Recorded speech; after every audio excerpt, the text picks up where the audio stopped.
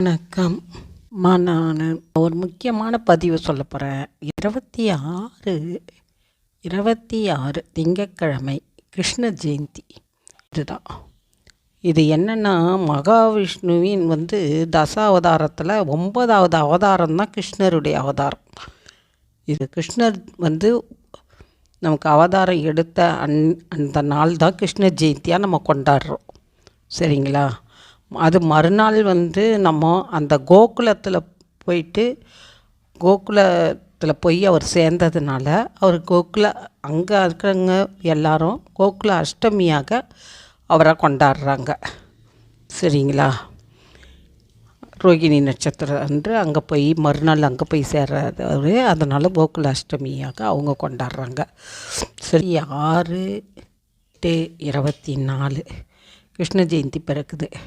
மறுநாள் கோகுல அஷ்டமி, ரோகிணி நட்சத்திரம். முன்னாள் கிருஷ்ண ஜெயந்தி அஷ்டம நட்சத்திரம். இதில்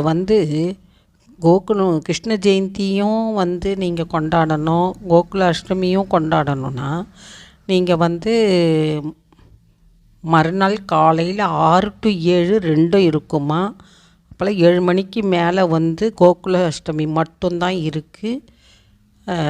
அதனால் நீங்கள் காலையில் எடுக்கத்தனா எடுத்துக்கலாம், ரெண்டுமே இருக்கும். இல்லை நாங்கள் கிருஷ்ண ஜெயந்தி மட்டும்தான் கொண்டாடணும்னா அது அவங்கவுங்க விருப்பத்தை பொறுத்து. முன்னாள் 26 கிருஷ்ண ஜெயந்தியும் மறுநாள் கோகுல அஷ்டமியும் கொண்டாடலாம். சரிங்களா? இந்த நாளில் நம்ம எல்லோரும் நல்லா அவருக்கு பிடிச்சது வெண்ணெய், அந்த வெண்ணெயில் சேர்ந்த எல்லா பலகாரத்தையும் நம்ம செஞ்சு அவருக்கு வச்சு படைச்சி நம்ம கொண்டாடலாம். அன்றைக்கி குழந்தைங்களுக்கு ராதை வேஷம் போட்டு கொண்டாடுவாங்க. கிருஷ்ணரும் ராதையாகவும் அலங்காரம் பண்ணி அதை வழிபடுறது நல்லது. வீட்டில் அதை தான் செய்வாங்க. கிருஷ்ண ஜெயந்தி கொண்டாடணும், சிறப்பாக கொண்டாடணும். அன்றைய தினம் வீட்டெல்லாம் சுத்தம் பண்ணி மலர்களாலேயும் எல்லாம் அழகாக பண்ணி கோலங்கள்லாம் இட்டு அலங்கரித்து வீட்டை குழந்தைங்க வெளியே கோலம்லாம் போட்டு வெளி வாசல்லேருந்து ஆரம்பித்து பூஜை அறைக்கு கொண்டு வரணும். அந்த சின்ன குழந்தையினுடைய பாதத்தை வச்சு சிறு சிறு பாதமாக வரைஞ்சிக்கிட்டு கோலத்தை முடிக்கணும். பூஜை அறையில் முடிக்கணும். வீட்டை நல்லா சுத்தமாக எல்லாம் செஞ்சுட்டு இதெல்லாம் பண்ணி பின்னாடி வெண்ணெயில்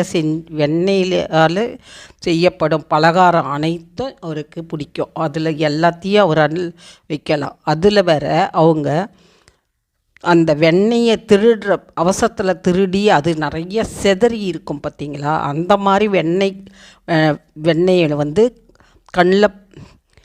கண்ணனின் மலர் பாதங்களில் படுற மாதிரி, அந்த பாதங்களில் படுற மாதிரி அதை அலங்கரித்து அப்படிலாம் பண்ணால் கண்ணன் நம்ம வீட்டுக்கு வருவாருன்னு ஒரு ஐதீகம். சரிங்களா? குழந்தை இல்லாதவங்க இந்த மாதிரி பண்ணால் அவங்களுக்கு நல்லது நடக்கும்னு சொல்லுவாங்க. அந்த மாதிரி செஞ்சு பலனடையுமாறு கேட்டுக்கிறேன். சரிங்களா?